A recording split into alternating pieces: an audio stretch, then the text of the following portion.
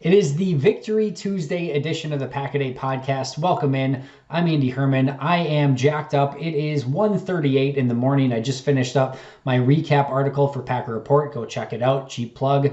I am super excited to talk about this game. The Packers moved to 4-0 on the season going in to the bye week and then to take on the Tampa Bay Buccaneers, which is set to be one of the great games of the season. It'll obviously be much publicized. Aaron Rodgers versus Tom Brady, but we have a ton of time to get to that. I want to talk about Packers Falcons and the question that I cannot get out of my head. It's what I tweeted out immediately after the game. It's what I led my article off with today. Just how good are the Packers and just how good is Matt LaFleur as a head coach? There were signs last year with Matt LaFleur that were so impressive. Just how he handled the media after a couple interactions with Aaron Rodgers that, of course, the media pounced on. Rodgers was angry at LaFleur, and LaFleur came back and said, right after the game, he got asked about it, and he said, "Oh, you didn't hear? We're not talking to each other anymore." And he made light of it, and he made a joke of it, and then he said, "You know what? I love the fact that Aaron Rodgers in that situation is fired up. I want my quarterback fired up. I want him to care about the game. I want him to be pissed off that we didn't convert on a big third down." He handled it perfectly. Then he goes 13-3 on the season. They go to an NFC Championship game. Doesn't work out, but the amount of buy-in that he got from this Packers team in a 13-3 season and in a game where they ended up in the NFC Championship game is immeasurable in importance as to how much that has meant for his overall success in 2020 so far, for how much that meant to the players buying into his system, his scheme, his philosophy. And no, you don't need to look any further than how much Aaron Rodgers has bought in this season to this Matt LaFleur offense, and how beautiful is it? The question all offseason, myself included at times, were the Packers going to have enough weapons on offense for this Matt LaFleur offense to work, for the Packers to be able to go out and be successful, to compete with the best teams? Well, they go out and drop back-to-back 40-point games, and that maybe put it to rest for a little bit. But then Davante Adams is hurt. Do they have enough weapons where they're going to be able to go into New Orleans and still put up points and win against New Orleans? Well, guess what? They did. They put up 37 points on New Orleans, come out with another win. Well, now Allen Lazard goes down, and Davante Adams still doesn't play, and they go into a game basically with MVS and Darius Shepard and Malik Taylor. And the question is, do they have enough weapons to, hang with Atlanta's offense? Well, yes, they do. They drop another 30 points. Wasn't perfect. The defense allowing a 10-plus minute drive, which I'll go into more in just a moment, took some opportunities to put more points off the board because it just kind of shortened the game a little bit. But there's no question at this point, no matter who is out there, as long as number 12 is out there and as long as Matt LaFleur is calling the plays, this is an offense that has the ability to put up some serious points, has enough weapons, has enough of everything that they need. And I shudder to think, as the season goes on, if they can get healthy and have Adams and Lazard and the stable of running backs and Robert Tonyan now breaking out. We've seen flashes from Jay Sternberger. We know what Mercedes Lewis can do. We saw flashes from Josiah DeGuara in the first game of the season. Matt LaFleur has every ingredient at his disposal, and he is cooking right now. And again, it is so fun to watch. And again, the question that I leave myself with, the question I leave you with, is just how good is Matt LaFleur? We know he's pretty damn good. He might be really good. He might already be great. And that might just be the start of what looks to be an amazing career here in Green Bay for Matt LaFleur. I could not be more excited about what he is bringing to the table, and that starts with his offense and his offensive philosophy. Let's talk a little bit about Robert Tonyan, because, of course, I'm going to talk about Robert Tonyan. This is a player, and I tweeted this out, and I wrote in my article today. In 2018 OTAs, first OTA open to the public, I wasn't credentialed back then.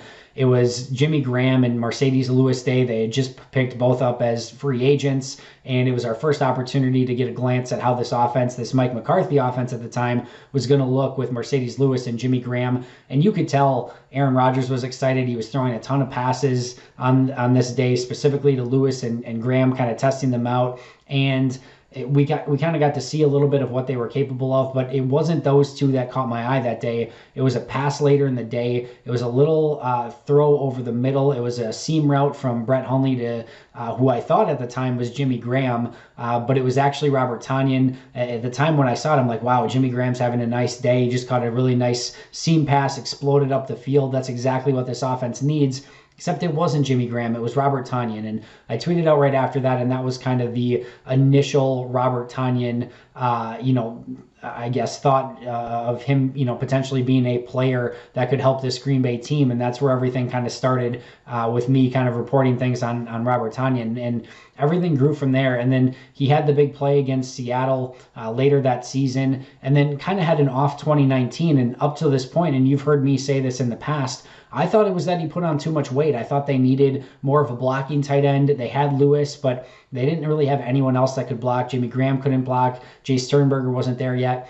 To me, it looked like at the time that maybe he put on too much weight, lost some of that athletic ability, wasn't as explosive down the field. Well, come to find out today, Aaron Rodgers in his press conference today said actually Tonyan was playing pretty hurt last year. He was out for a handful of games a season ago, but it sounds like he had a very similar injury to what Allen Lazard's going through right now. Again, this according to Aaron Rodgers in his post-game press conference today. And that seemingly had a huge effect on him, just wasn't himself. It gained the respect of Rodgers and some of his teammates and the coaches. And now we're starting to see what I thought was going to happen a season ago, and we're starting to see this breakout from Robert Tonyan. And that is a huge, huge weapon for Matt LaFleur and Aaron Rodgers in this offense. If they can get that type of ability from the tight end position with a player like Robert Tonyan, that is just going to set this offense up for more success. We know they've got the running backs. We know what their wide receivers are capable of with Lazard, MVS, and Adams when they're all healthy. Now adding a player like Robert Tonyan to that tight end stable. Their offensive line's playing great. Rodgers is playing great. The sky is the limit for this offense. I want to talk about one play. I broke this down at halftime as well. This great tendency breaker that Matt LaFleur threw on 4th and 2. So make sure to check out the video again. I posted in my article. It's also on Twitter. But that 4th and 2 play to Malik Taylor, just one of my favorites. So if you go back against the Minnesota Vikings, they ran a couple plays where it's basically clear out, slant underneath it. They did it much more against Detroit. I actually misspoke in my video a bit. I said they kept doing it against Minnesota. It was actually against Detroit that they kept running this play more often. It's basically 2 clear outs with a slant underneath it. They had a ton of success against Detroit with that play. Ran a couple plays against Minnesota that way. And this is something that they have shown no wrinkles off of. While in this 4th and 2 play, clear out, same bunch formation that they've used on this play so far. And then Malik Taylor goes to run the slant, but then pivots outside. The corners are all a mess. They're running into each other. They actually had Tonyan and MVS come open on the right side as well. But the whole play is designed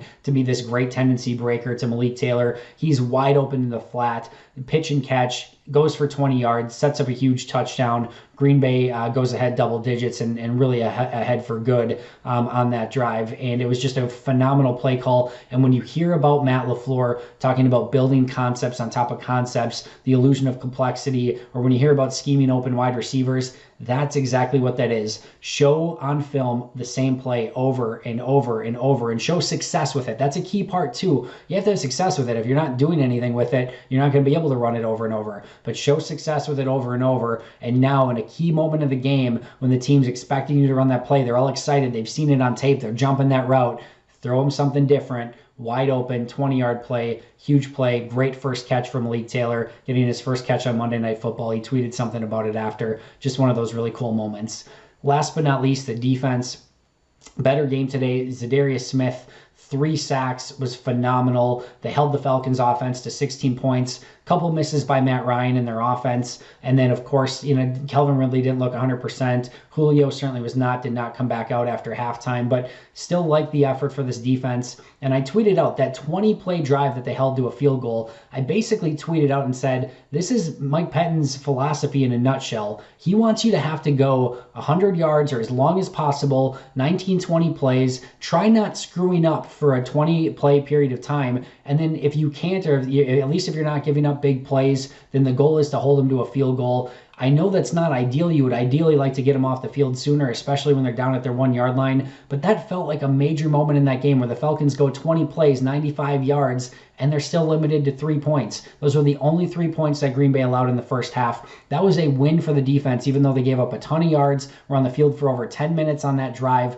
Still a win for the defense. The philosophy worked in this game. They gave up very few big plays. They made Atlanta earn every yard that they got. And overall, this was a much better performance from the defense. defense. Their run defense was much more stout, and I'm excited to see how they're going to be able to build on this performance, hopefully with getting back players like Kenny Clark and Rashawn Gary, and then having a full game, hopefully from Kevin King and Shannon Sullivan, some of the players that went down injured from this game.